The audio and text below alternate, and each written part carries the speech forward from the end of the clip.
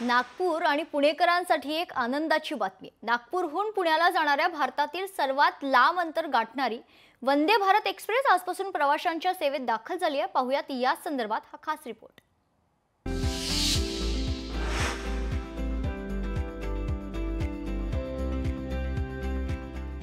विदर्भ आणि पश्चिम महाराष्ट्राला थेट जोडणाऱ्या नागपूरच्या अजनी ते पुणे जंक्शन दरम्यान वंदे भारत एक्सप्रेसला आज पंतप्रधान नरेंद्र मोदी यांनी हिरवा झेंडा दाखवला आणि ज्या मार्गावरून ही एक्सप्रेस मार्गस्थ झाली त्या स्थानकावर तिचं जंगी स्वागत करण्यात आलं।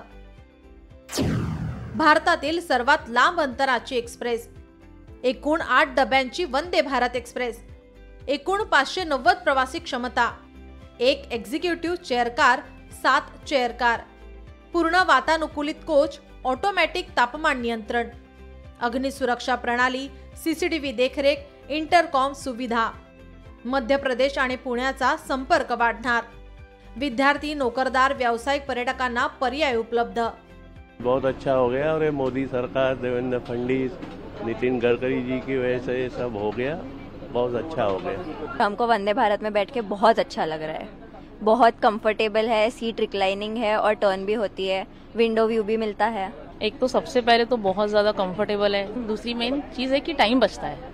बहुत अच्छी ट्रेन है एंड फर्स्ट ऑफ ऑल जो अच्छी अंदर चीज़ें हैं काफ़ी साफ है। वंदे भारत एक ऐसी ट्रेन है जहां हम देख रहे हैं, सफ़र कर रहे हैं कि बहुत सुविधाजनक है, इसमें कोई शक नहीं है।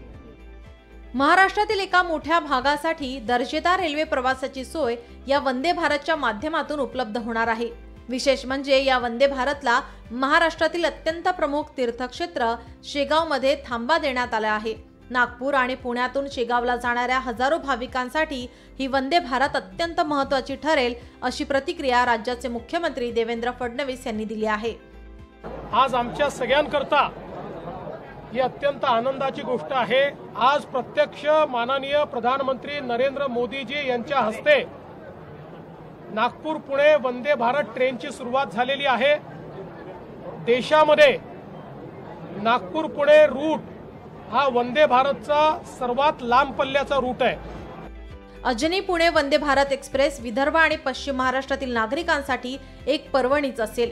मेक इन इंडिया उपक्रमांतर्गत तयार झालेली ही वंदे भारत आधुनिक तंत्रज्ञान आणि आत्मनिर्भर भारताच्या दिशेने महत्त्वाचे पाऊल मानलं जात आहे। नागपूरहून ज्ञानेश्वर पवारसह ब्युरो रिपोर्ट, लोकशाही मराठी।